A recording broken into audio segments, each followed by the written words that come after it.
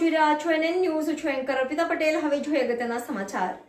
પંચમહાલ જિલ્લા પુરવઠા અધિકારી HT મકવાણા દ્વારા તારીખ 23/3/2024ના રોજ કાલોલ તાલુકાની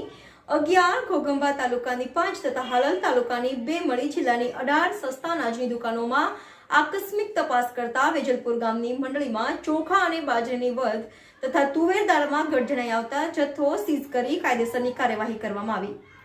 પંચમહાલ જિલ્લા પુરવઠા અધિકારી HT મકવાણા અને જિલ્લાની ટીમ દ્વારા તારીખ 23/3/2024ના રોજ કાલોલ તાલુકાની 1, વેંજલપુર 2, ખરસલિયા 3,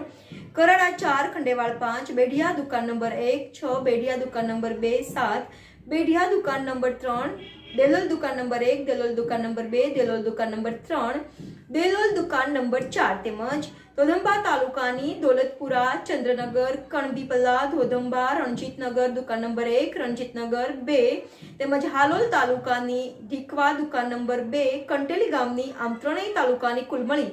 જિલ્લાની 18 સરકારી માન્ય વ્યાજબી ભાવની દુકાનોની આકસ્મિક તપાસ કરવામાં આવતા તે પૈકી કાલોલ તાલુકાની 1 વેજલપુર ગામની મંડળીમાંથી FPSમાં ચોખા 63 કિલો વધ તેમજ બાજરી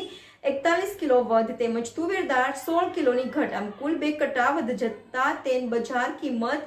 5500 અંકે રૂપિયા 5500 પૂરા થાય છે। ઉપરોક્ત વ્યાજબી ભાવના દુકાનદાર સામે વધ પડેલ જથ્થા અંતર્ગત કુલ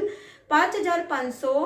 રૂપિયાનો જથ્થો સીઝ કરી કાલોલ તાલુકાના વેંજલપુર ગામની મંડળીની સામે નિયમાનુસારની આગળની કાર્યવાહી હાથ ધરવામાં આવેલ છે। રિપોર્ટર પાડવા ઇમરાન, NN ન્યૂઝ, વેજલપુર। દર્શક મિત્રો, તમારી આસપાસ બની રહેલી અવનવી ઘટનાઓ વિશે જાણવા માટે NN ન્યૂઝને લાઇક કરો, શેર કરો, સબસ્ક્રાઇબ કરો અને બેલ આઇકન પ્રેસ કરો જેથી આપને નોટિફિકેશન્સ મળતી રહે।